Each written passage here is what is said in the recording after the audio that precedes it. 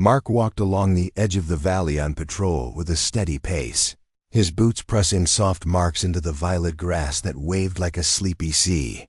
The sky above him held two pale moons that looked like quiet eyes, and the air carried a sweet mineral smell from the stone terraces that ringed the settlement.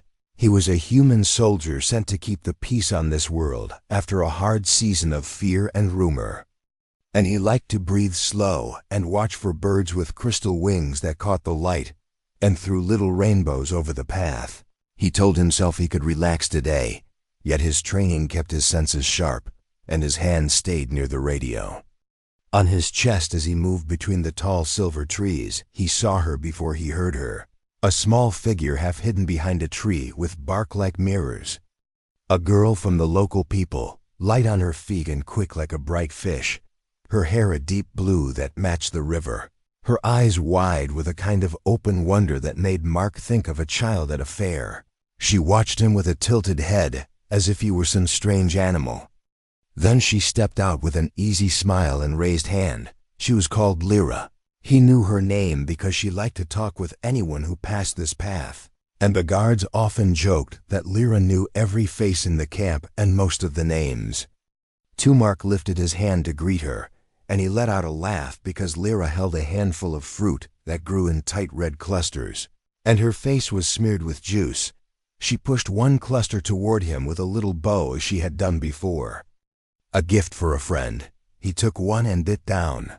The taste was bright and sharp on his tongue, and Lyra grinned like she had won a prize.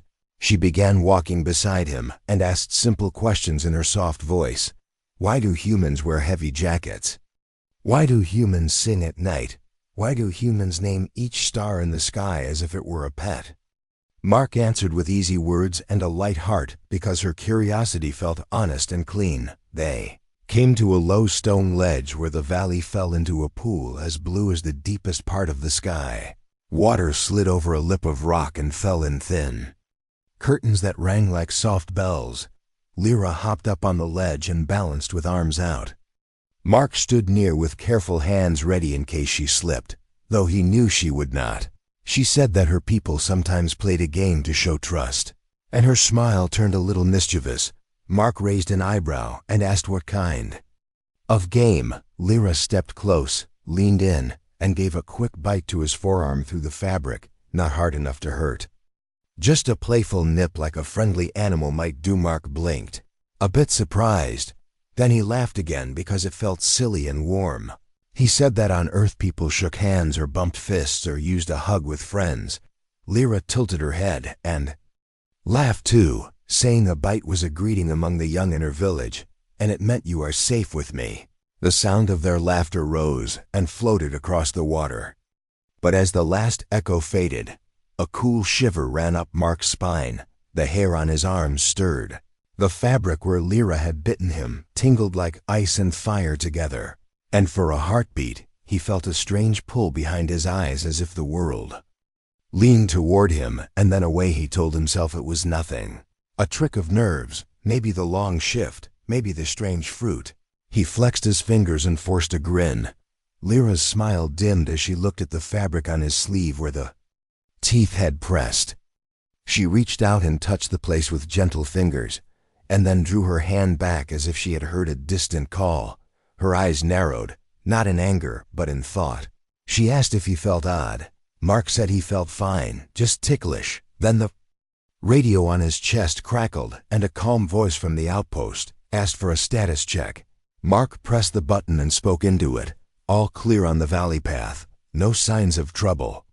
Just friendly company. When he spoke the words friendly company, the radio hissed with a faint tone like wind moving through a hollow bone. A sound he had never heard from it before. The noise faded at once, and the voice from the outpost returned. To normal. Copy that. Enjoy the air. Mark frowned for a breath and then smiled again. He did not want to worry Lyra, but Lyra was not looking at the radio. She was looking at the pool where the surface had grown still and heavy as glass. A faint ripple moved across it as if something beneath had rolled over to listen. She stepped off the ledge and stood beside him with her shoulder almost touching his arm. Her voice grew quiet, and she said that sometimes the old stones remembered old things. And sometimes the water did too. They walked on, not saying much. The path curved through trees that hung long silver leaves. A gentle wind made the leaves chime with a soft metallic song. Mark felt the tingling fade from his arm. Then he noticed the air seemed clearer, details sharper, shadows deeper. He could count every tiny vein in each leaf and hear the small claws of a lizard on bark far away.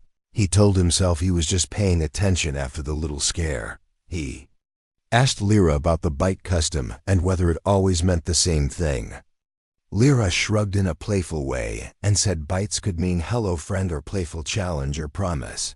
And sometimes they meant a bond. Then she quickly added that her bite had only been a greeting. Her cheeks warmed a little as she spoke. Mark said he was honored to be greeted like a local, and that he would bring more of the sweet biscuits from the canteen next time. He liked how simple this moment felt, like peace had a taste, and it was red fruit and clear water and a path shared with a new friend. As they approached a ring of carved stones that marked the border of the village lands, an elder stepped from the shade and watched them. The elder was tall and thin, with skin like polished stone and eyes that seemed to see past faces and into the shape of a heart. The elder lifted a hand in the formal sign of welcome, then looked at Mark's sleeve and the faint pattern left by Lyra's teeth.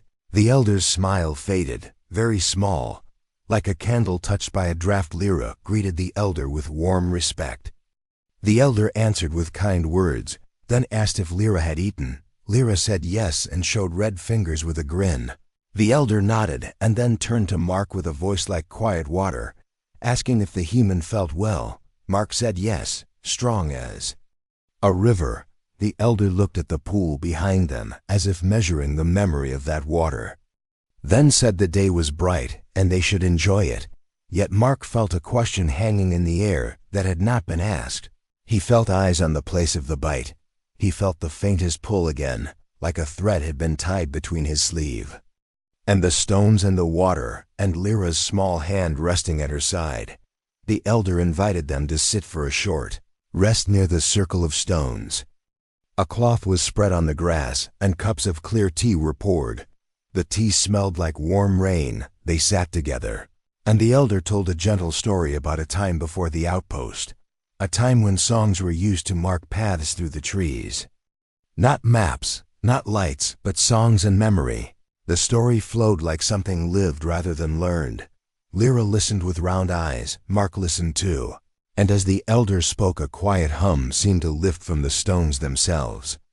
Just on the edge of hearing, Mark realized his breath had fallen into the rhythm of the elder's words. And Lyra's breath matched his. Two tides pulling toward the same shore. When the tea was finished, the elder rested a hand on the cloth and asked Lyra in a soft, private tone if she had forgotten any rules. Lyra's eyes dropped and then rose again with a brave steadiness. She said she had played the greeting game with Mark and that she had meant no harm.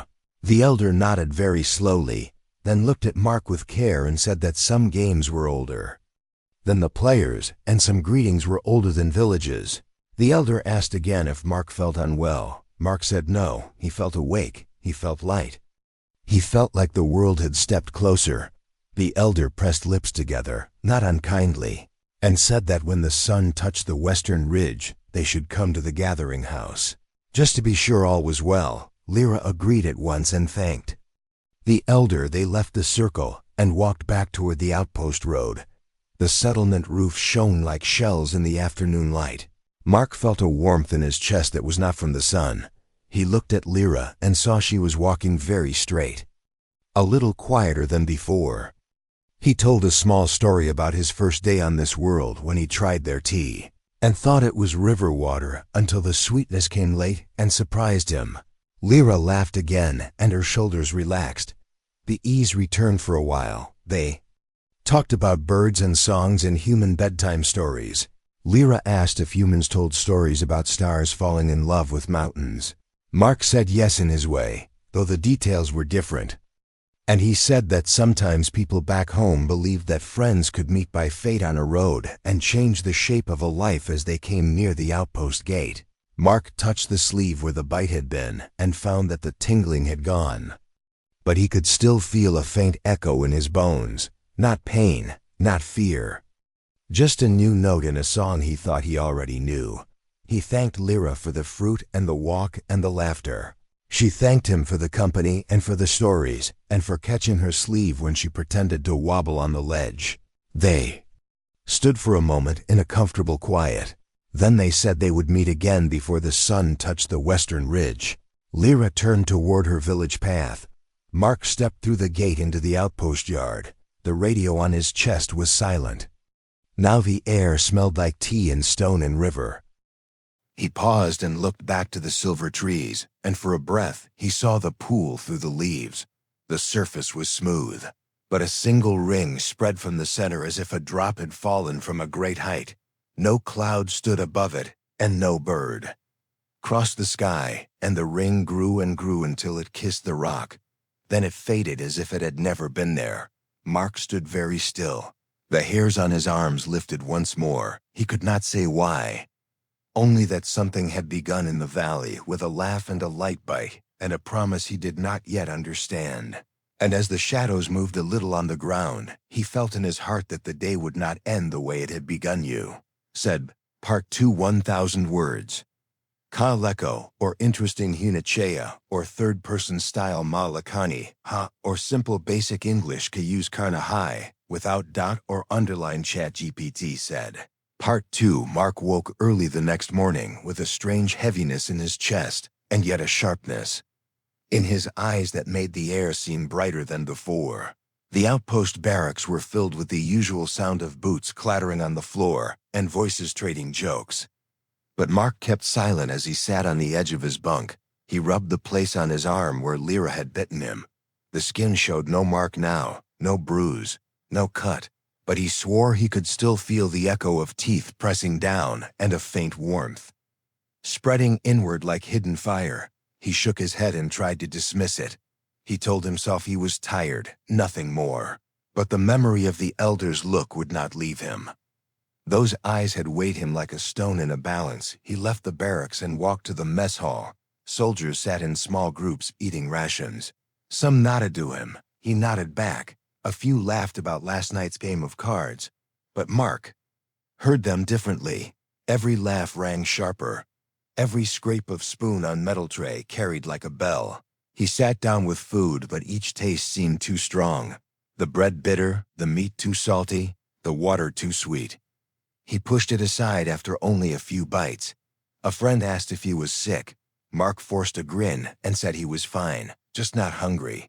But in truth his stomach twisted with nervous heat. He left the hall and went outside where the air was cooler.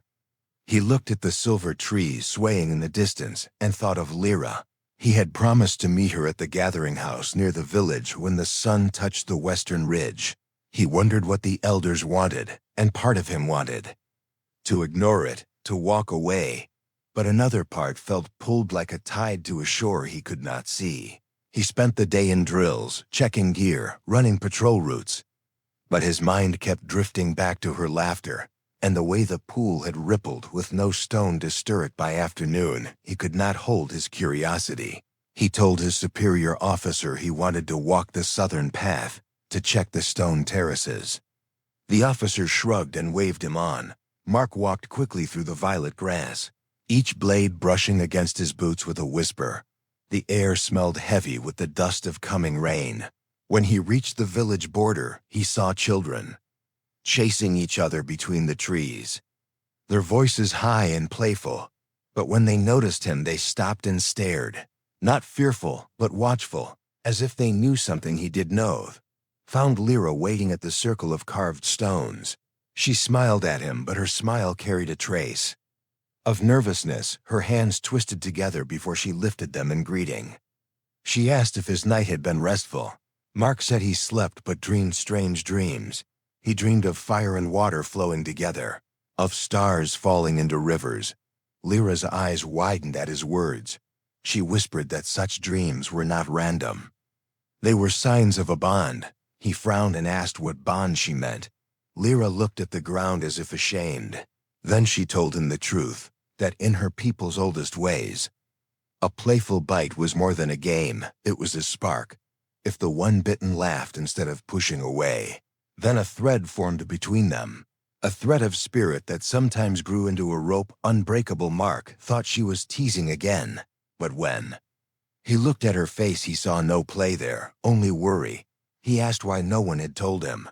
Lyra said because her people thought such bonds were only for their kind, never for outsiders, and never for humans.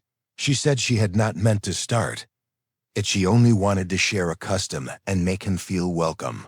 But when he laughed after her bite, she felt the pull in her chest. And she knew it was too late. The bond had been made. Mark touched his arm again and said he felt strange ever since, sharper, quicker, as if the world had grown closer. Lyra nodded and said that was the first sign before they could speak more. The elder stepped out of the gathering house, tall and silent, and beckoned them to follow. The inside of the house was dim, lit only by thin beams of light through cracks in the roof.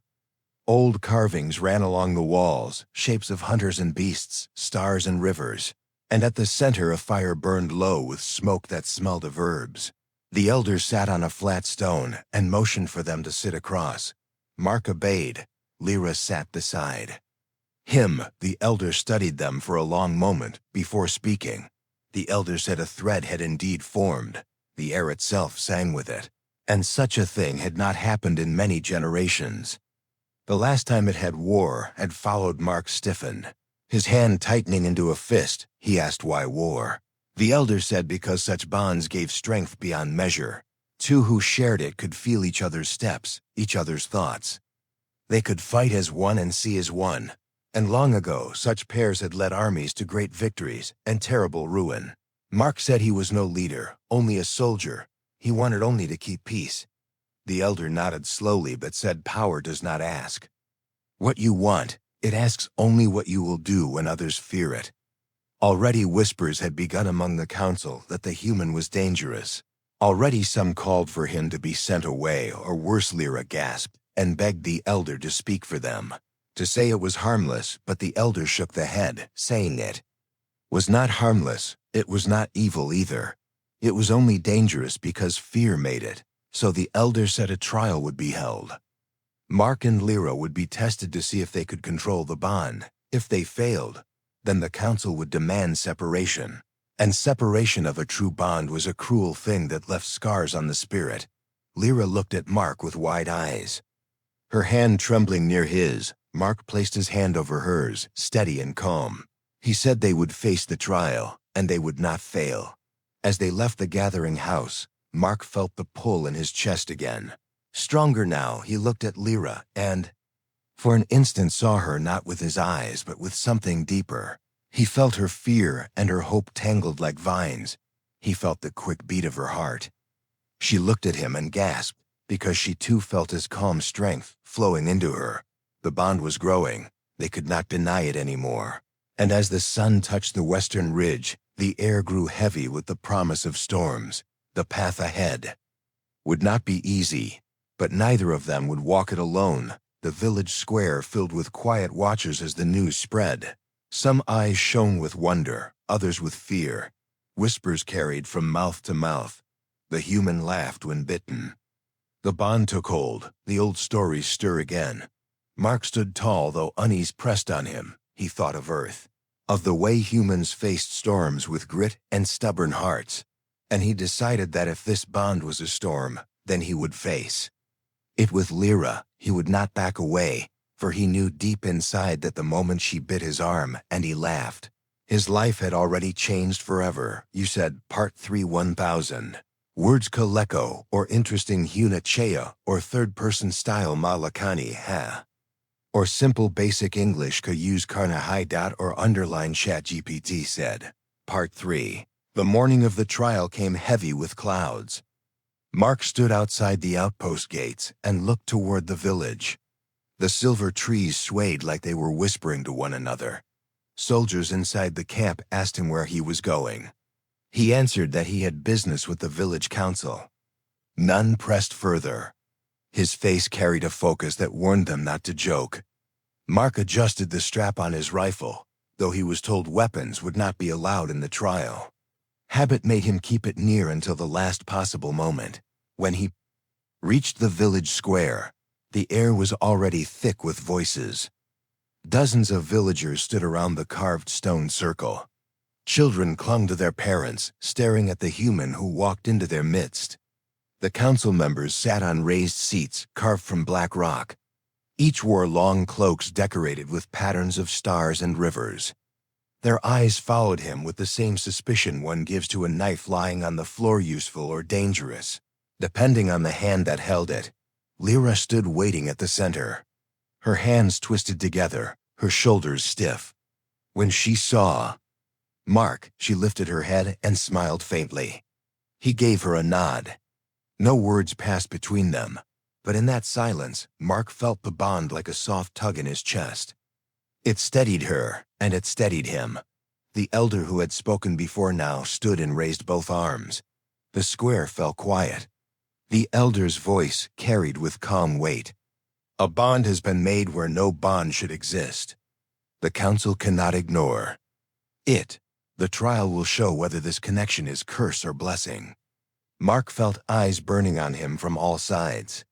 He wanted to laugh to cut the tension, but he held it in. The elder pointed to a stone gate behind the circle. Through it lay a dark corridor carved into the hill.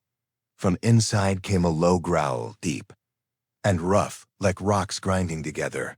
Villagers whispered. Lyra's breath caught in her throat. The elder declared, "You will face the beast of the caves. Alone, no one survives it.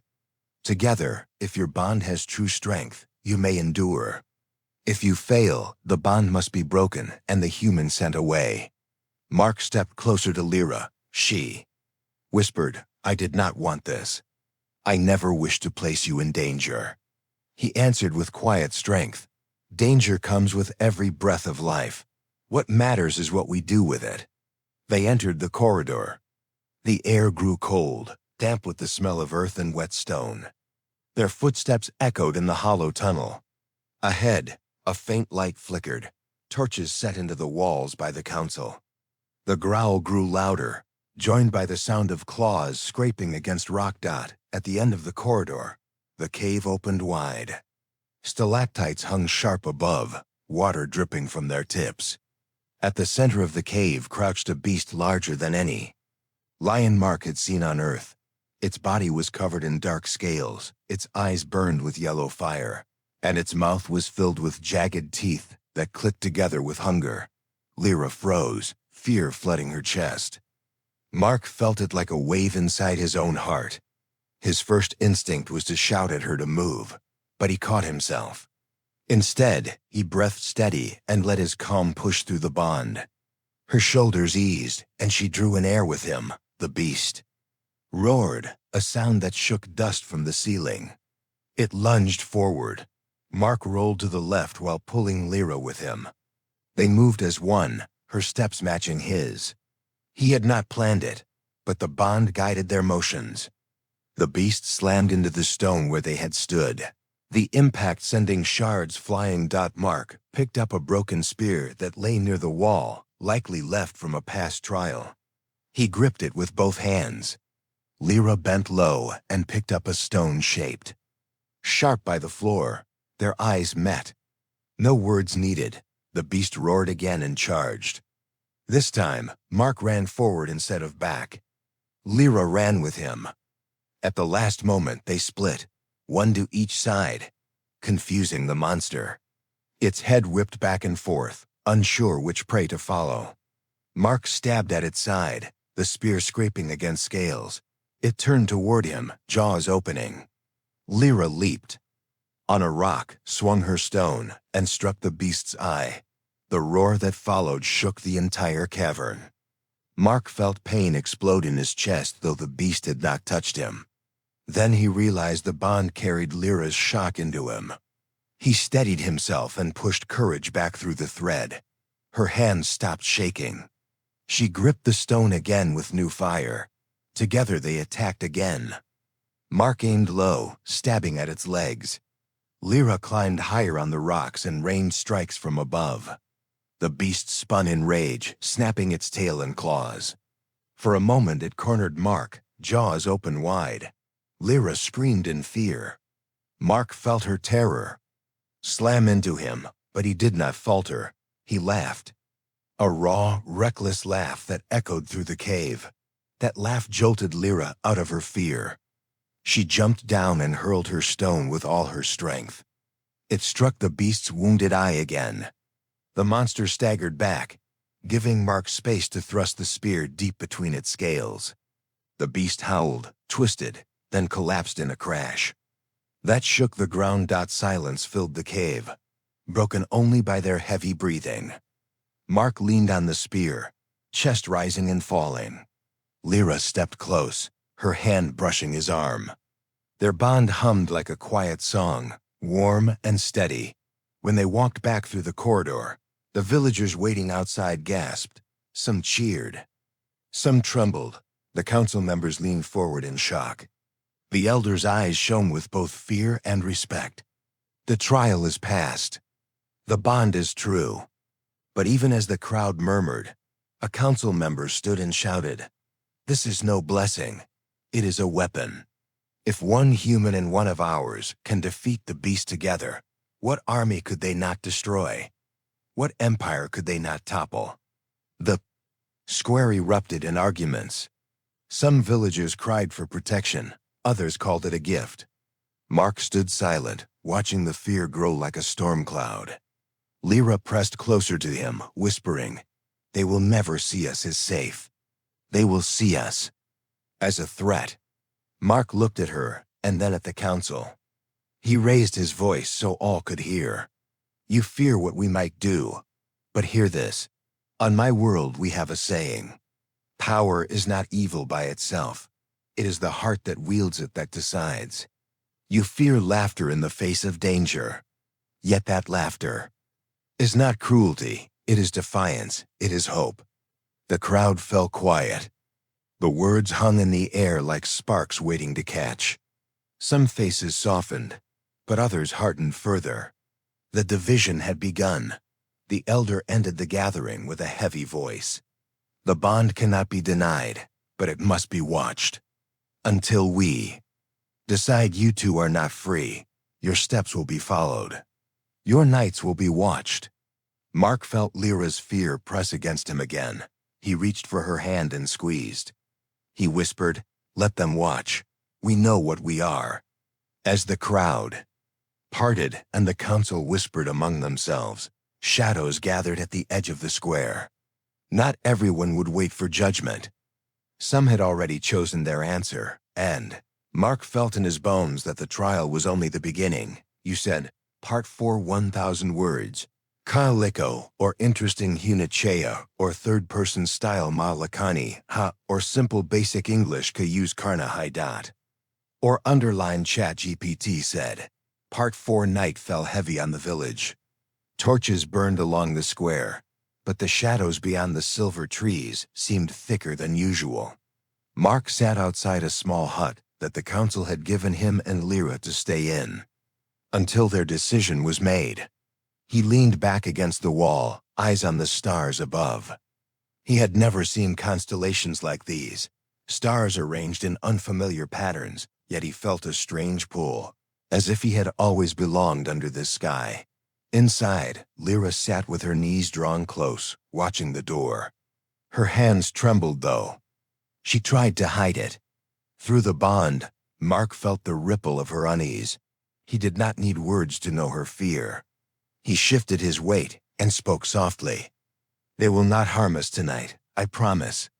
But even as he said it, he heard the faint crunch of steps in the grass. He rose quietly, hand near the knife at his belt. The door creaked open before he could reach it. 3 figures slipped inside. Cloaked, their eyes glinting in the torchlight. They carried short, curved blades. One hissed, "The council delays, but we will not. The bond must be cut now." Lyra gasped, pressing back against the wall. Mark stepped forward, body tense. The intruders moved quickly, but the bond flared within him. He felt Lyra's fear like a burning spark, and it sharpened his reflexes. He grabbed the nearest attacker's wrist before the blade could strike. With a twist, the weapon clattered to the floor. He slammed his elbow into the attacker's chest, sending the figure stumbling back. The second rushed at Lyra. Without thinking, Mark spun and moved before she even cried out. He blocked the strike with his arm and shoved the attacker away. Pain shot through his skin, but Lyra's sudden surge of courage flowed back into him, numbing it. She picked up the fallen blade and stood ready at his side. The third intruder hesitated at the sight of her, as if shocked that she held a weapon. That pause cost him.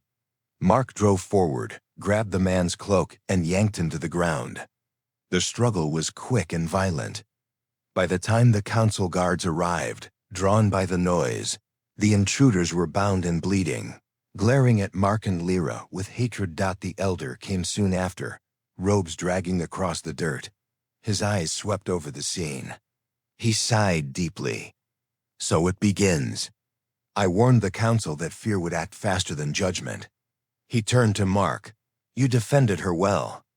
But every move you make will only deepen their belief that you are too dangerous to remain. Mark wiped sweat from his brow and answered with steady voice. I will not apologize for protecting her. Fear cannot decide my steps. The elder nodded slowly. Then you must prepare. Tomorrow you will stand before the full council. They will demand to see proof of what you are. And not all will wait for a fair choice. That night, Mark barely slept. When he closed his eyes, he dreamed again. He saw stars falling into rivers, fire winding through water, and Lyra's face shining in both flame and shadow. He woke at dawn with his chest tight and his mind clear. The council chamber was carved deep into the hill, with high arches that made voices echo like thunder. Villagers crowded the seats along the sides, eyes bright with expectation and fear. The council sat at the front, 7 elders in cloaks of stone gray. At their feet lay the 3 intruders, bound and kneeling, their heads bowed but their eyes burning with defiance.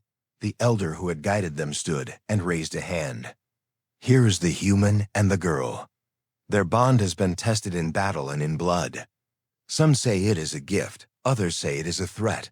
Today the council will decide. One of the harsher elders rose and pointed at Mark. This human is a soldier. He comes from a world of war. If he stays bound to one of ours, what will he teach her but violence?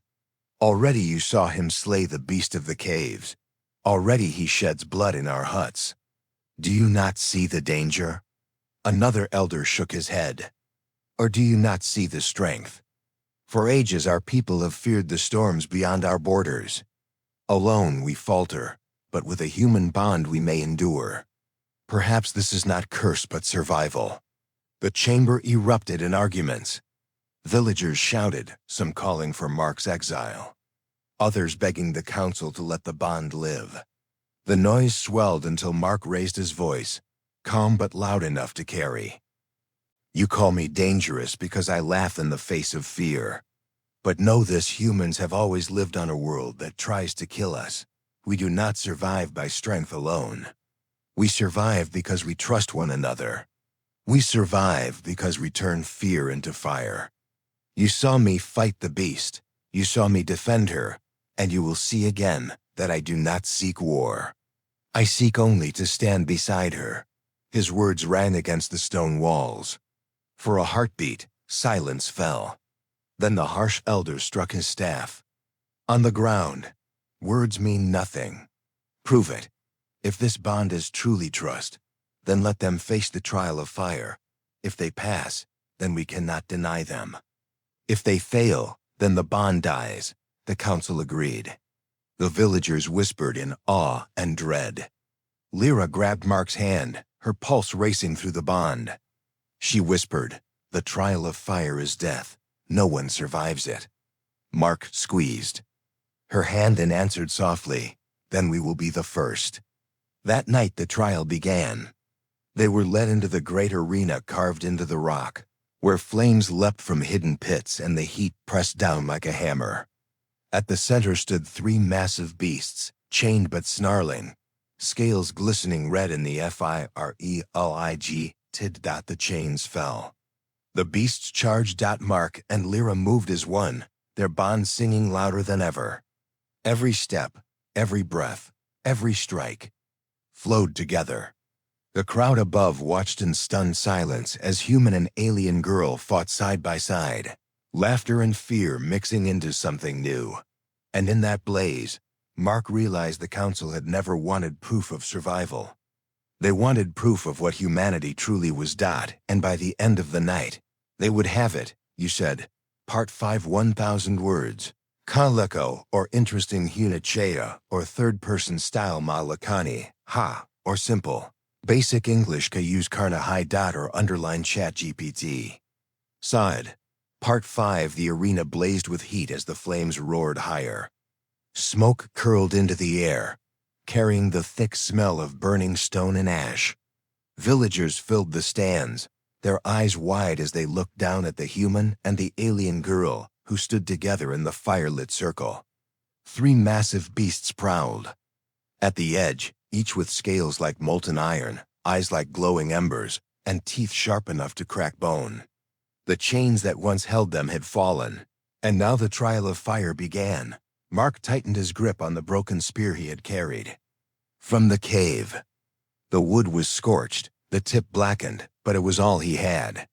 Lyra stood at his side, holding the curved blade given by the guards. Her breathing was fast, but through the bond he felt her heart steady as his calm spread to her. He gave a short nod. She returned it. No more words were needed. The first beast roared and charged, claws tearing across the stone. Mark pushed Lyra aside just as the monster lunged. He rolled under its swipe, the heat of its body burning against his skin. He stabbed upward, the spear striking between scales. The beast screamed, its cry shaking the ground. Lyra leaped forward and slashed across its neck, the bond guiding her hand with Mark's timing. Together they brought it down, but too still. Remained. The crowd above erupted in shouts. Some cheered, others screamed that this was unnatural. The council members leaned forward in their seats, faces hard with judgment. The harsh elder who had called for the trial gripped his staff with white knuckles, eyes full of fury. The second beast came from the side, faster than the first. Lyra stumbled as the heat seared her skin.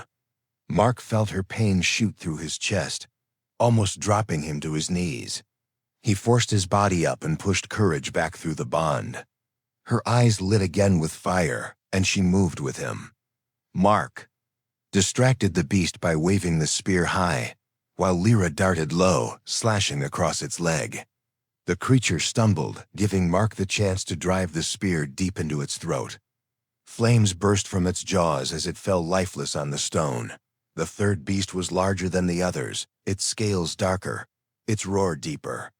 It circled slowly, not rushing, as if it knew it was the last and strongest. The flames in the arena rose, higher, feeding its power. Sweat poured down Mark's face. His muscles ached, but through the bond he felt Lyra's strength pulse with his. Their breaths matched, their hearts beat in rhythm. The beast lunged. Mark moved right. Lyra moved left. Their steps mirrored one another like dancers in a storm. The monster snapped its jaws at Mark, but before it could close, Lyra screamed and leaped onto its back. Mark felt her fear and her bravery rush into him. He charged forward and struck with all his weight. The spear sank into the beast's chest. It roared in pain, thrashing wildly.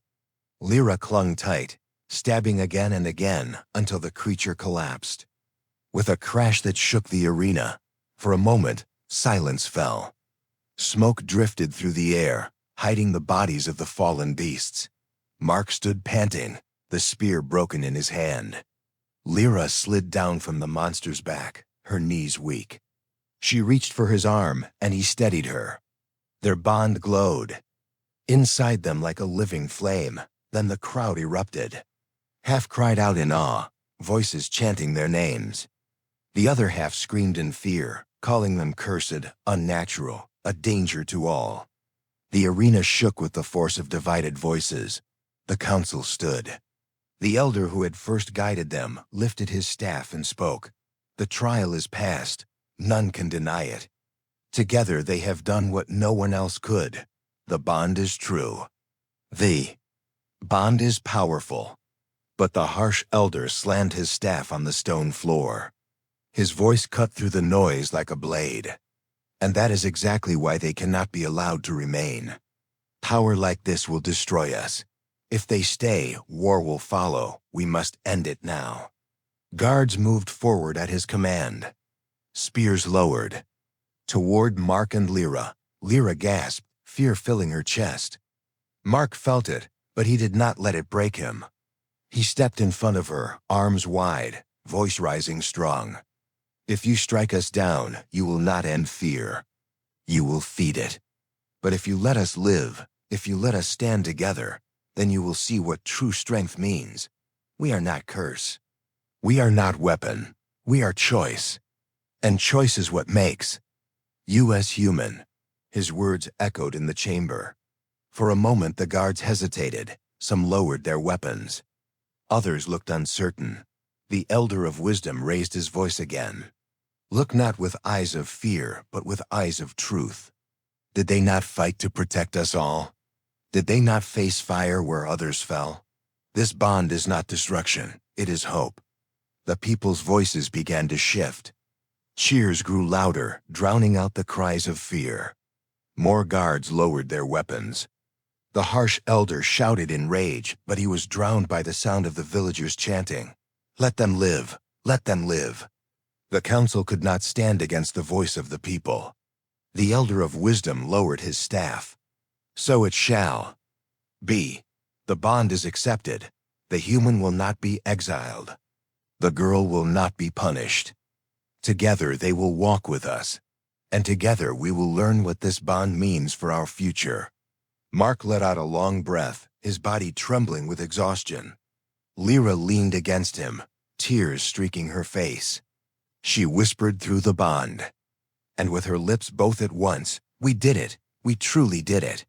He smiled, though his face was streaked with dirt and sweat. "We did it because we stood together." The flames in the arena dimmed. The beasts lay silent. The villagers filled the air with cries of hope instead of fear.